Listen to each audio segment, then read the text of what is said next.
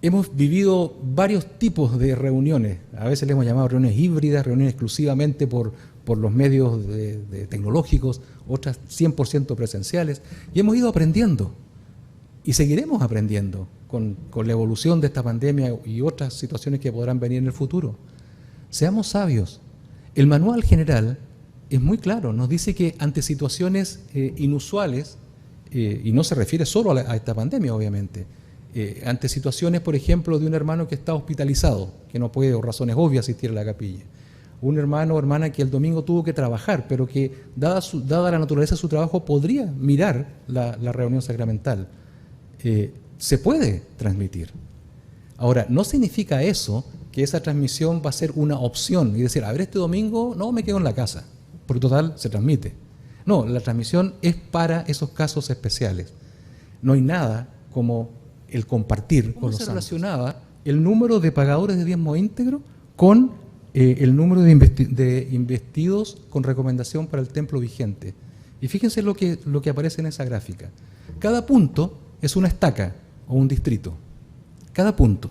Y ahí están entonces todas las estacas y distritos del área. Ustedes ven lo que pasa. A medida que aumenta el número de pagadores íntegros, aumenta el número de hermanos con recomendación vigente. Y quizás es bastante lógico que así sea.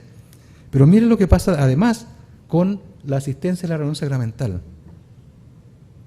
A mayor cantidad de hermanos pagadores íntegros, la asistencia a la reunión sacramental aumenta casi en forma lineal. ¿Qué haremos para vivir mejor la ley del diezmo? ¿Qué haremos para que más jóvenes sirvan en una misión? ¿Qué haremos para asistir, aumentar la asistencia regular al templo? Y finalmente, ¿qué haremos para que más hermanos y hermanas renueven sus convenios en la reunión sacramental? El Señor nos ha dicho en Doctrina y Convenios 133.5, nos dice: sed limpios los que lleváis los vasos del Señor. Es decir, que no se nos está llamando en algún momento a ser líder de alguna organización, en algún llamamiento, sino a continuar siendo fieles discípulos convertidos a Jesucristo. Al ser llamados a hacer algún llamamiento de liderazgo, no se nos está relevando de ser discípulos de Jesucristo. Queridos hermanos, si nos aseguramos siempre de ser puros y dignos, si somos esos vasos limpios, tendremos no solamente la autoridad del sacerdocio que se nos ha conferido, sino además tendremos su poder para servir eficazmente en nombre de Dios. El elder Renland enseñaba lo siguiente, en palabras de él dijo: el Señor puede hacer que los dispuestos sean capaces. Desde luego no puede, sin embargo, hacer que los capaces estén dispuestos, porque eso limitaría el albedrío de sus hijos. Pero quien está dispuesto, el Señor habilita. Hoy en la noche quiero hablar acerca del orden no escrito de las cosas que el presidente Packard dio en octubre de 1996. Les invito a que conmigo busquen estas escrituras, ¿verdad?, para que podamos leer la importancia de lo que el Señor nos quiere enseñar. Miren esta fotografía hermosa de la primera presidencia y el quórum de los 12 apóstoles. ¿Qué ven en esta imagen? ¿Pueden ver el orden? Fíjense que el quórum de los 12 apóstoles están sentados de acuerdo con el tiempo que fueron llamados y la antigüedad que tienen en el quórum.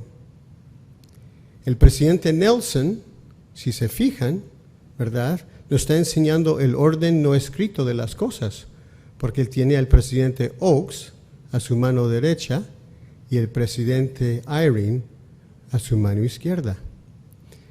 Porque quizás la gente piensa que esos detalles son ridículos, pero nos enseñan la importancia del orden en todas las cosas. Por ejemplo, uno de sus principios es que el que preside siempre se sienta en el estrado, para que él pueda mirar a su gente y dejar que las impresiones del Espíritu lleguen a él. Al sentarse al estrado, él puede ver cosas que quizás no puede ver si está sentado abajo. Debe de reconocer a la persona, ¿verdad?, que está presidiendo. Por ejemplo, si el elder Ceballos llega a su reunión, lo correcto es decir, y reconocemos al elder Jorge F. Ceballos, Autoridad General 70, quien sirve como presidente de la área de Sudamérica Noroeste. El que preside siempre se sienta al lado al que él dirige, por si acaso él quiere cambiar algo o quizás corregir cualquier doctrina, él puede dirigir la reunión. Nadie debe de hablar después del que preside. Si ustedes se fijan hoy en la noche, nuestro querido presidente de la área va a dar los últimos pensamientos y sentimientos de su corazón y nadie va a hablar sin él. Les estamos enseñando el modelo propio de aquel que preside sobre una reunión. Y mis queridos hermanos, líderes, si por casualidad un apóstol llega a su reunión, siempre nos ponemos de pie, porque es parte del orden y del respeto del llamamiento de un apóstol y profeta. No es necesario pararse cuando entra un miembro del quórum de los 70. La reverencia invita la revelación. Les invitamos como obispado que deben de estar sentados en el estrado 10 minutos antes de la reunión, dejando que el himno preludio se toque. Y ustedes serían el modelo de la preparación que queremos que nuestros hermanos y hermanas mantengan mientras entran a las reuniones. La Santa Cena debe de estar preparada con mucha anticipación. Siempre debe de haber un himno preludio para ayudar a nuestros miembros y prepararlos para tomar de la Santa Cena y tener la oportunidad de renovar sus convenios al tomar la Santa Cena. Por favor, les invitamos que escojan himnos que todos reconocen y saben cantar. Una vez estuve con el presidente Packer en mi conferencia de Estaca y cantamos himnos que la gente conocía. Él se arrimó a mí y me dijo: presidente Becerra, gracias por no escoger los himnos de la parte sellada del himnario.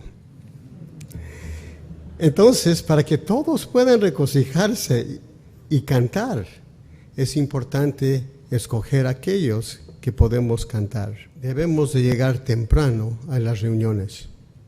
Si ustedes se fijaron, hoy en la noche les invitamos que llegaran 15 minutos antes de que empiece la reunión.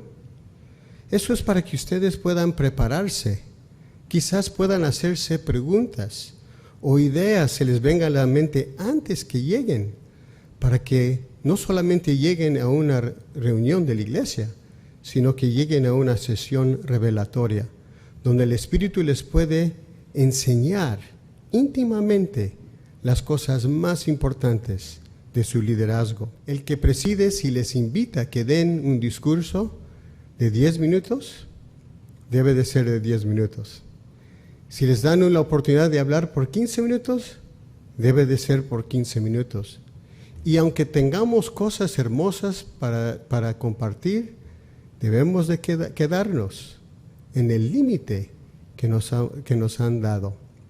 Por favor, enséñenle a sus queridos miembros que esa es parte del orden no escrito de las cosas. A veces escuchamos la costumbre que la gente llega para pedir un relevo.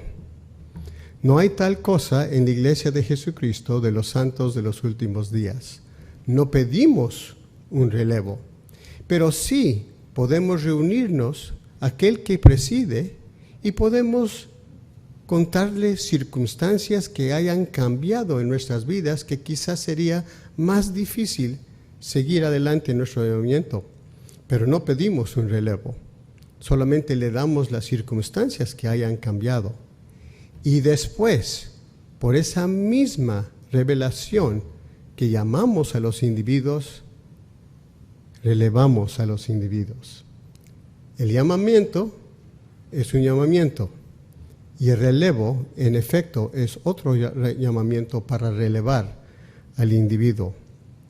Por favor, si ustedes van a extender un llamamiento a las personas, les invitamos que lo hagan de una forma formal, no en el pasillo o afuera en el estacionamiento. Debe de ser algo formal. El presidente Packer nos dice: existe un orden que nos indica a dónde ir o a quién acudir para pedir consejo o bendiciones.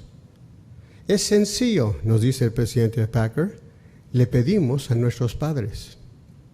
Si no los tenemos o si no son miembros, pedimos a nuestros hermanos ministrantes. Y entonces él dijo que el presidente José F. Smith una vez enseñó que si una persona en un hogar se enfermó y en esa casa estuviera el presidente de la iglesia o miembros de la primera presidencia, el quórum de los 12 apóstoles o 70 autoridades generales, el Padre está ahí, dije el presidente Packer, y es su derecho y su deber presidir. Por lo tanto, el Padre debe de dar la bendición a su hijo o hija. Cuando damos una bendición, mis queridos hermanos, les invitamos que realmente demos una bendición. No dar consejo con nuestras manos colocadas sobre la cabeza del individuo, algo que no es necesario, ¿verdad? Debemos de bendecir de una forma para empoderarlos. Por lo tanto, nuestras bendiciones deben de ser breves, poderosas y sencillas. A veces vemos en la iglesia que queremos escribir todas las palabras y aún leer un discurso. Y quizás lo han visto en la conferencia general. A nosotros leemos el discurso porque tiene que ser traducido en diferentes idiomas. Es a través de un tiempo muy limitado, ¿verdad? Y tiene que ser aprobado cada palabra, ya que es una conferencia mundial, por la primera presidencia. Pero cuando estamos en nuestros barrios y en nuestras estacas, debemos de sentirnos libres por hablar por el Espíritu.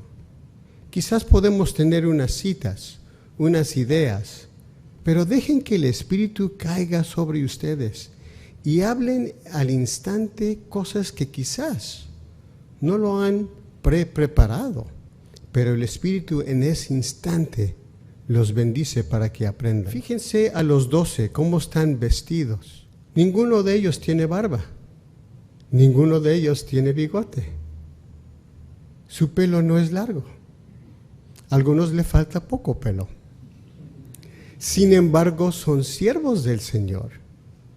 Y ellos son el modelo perfecto que debemos de seguir. En el manual general se nos dice que cuando una persona recibe el sacerdocio de Melquisedec o el sacerdocio de Aarón, se le confiere.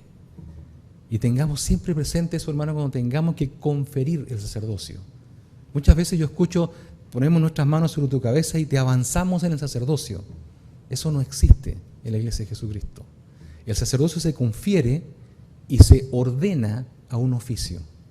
Nunca nos olvidemos de estos dos verbos, conferir y ordenar. No avanzar, menos apartar. Te apartamos como presbítero, no existe eso. El apartamiento es para un llamamiento. Pero los oficios de sacerdocio son ordenados y el sacerdocio es conferido. Muchas veces en una entrevista, y todos nosotros hacemos muchas entrevistas, muchas veces lo mejor que podemos hacer es decir: hermano, ¿le gustaría que le diera una bendición? Hermana, ¿recibiría una bendición al sacerdocio? En mis décadas de servir en la iglesia nunca he escuchado a alguien que diga: no la necesito. Hay mucha emoción muchas veces cuando ofrecemos a alguien bendecirlo. Y como decía recién el elder Becerra, bendigámoslo. No le repitamos un discurso, no le recordemos el plan de salvación. Démosle una bendición. Te bendigo con esto y con esto otro, lo que el Espíritu nos indica. Con sus labios me honran, pero su corazón lejos está de mí. Enseñan como doctrina los mandamientos de los hombres, teniendo apariencia de piedad, mas negando el poder de ella. Y el elder Holland dijo: ¿se aplica esto hoy día? Es que a veces estamos solamente quizás repitiendo cosas correctas más que sentirlas. Tengo temor, dijo Elder Holland, que la respuesta es sí. Especialmente en lo que dice relación con el muchas veces lamentable estado de los quórumes de élderes en la iglesia. Hemos estado preocupados con la forma, con la apariencia del sacerdocio, de darle la forma correcta a un quórum, con una presidencia, quizás con un secretario, con un maestro, mientras que quizás estamos negando el poder que debería encontrarse en un quórum.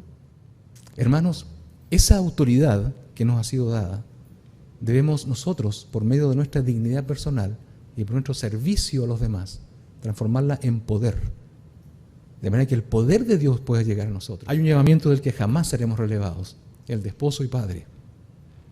Partamos por allí, bendigamos a nuestra esposa, cuando la veamos abatida, cansada, abrumada, démosle una bendición del sacerdocio. A nuestros hijos, cuando estén preocupados, cuando se sientan quizás solos, abatidos, quizás incomprendidos, démosle una bendición del sacerdocio. Tenemos ese poder que ha sido confiado a nosotros, el poder de Dios, nada menos. Nosotros representamos al Señor ante las personas, y no es al revés, que representemos a las personas ante Dios para decir, pero tienes que entender que es difícil pagar el diezmo. No, el Señor nos dice, enséñales la ley del diezmo para que sean bendecidos. Y hagámoslo con valentía, con humildad, con el poder de Dios. Que Él nos acompañe en la continuación del cumplimiento de estas promesas.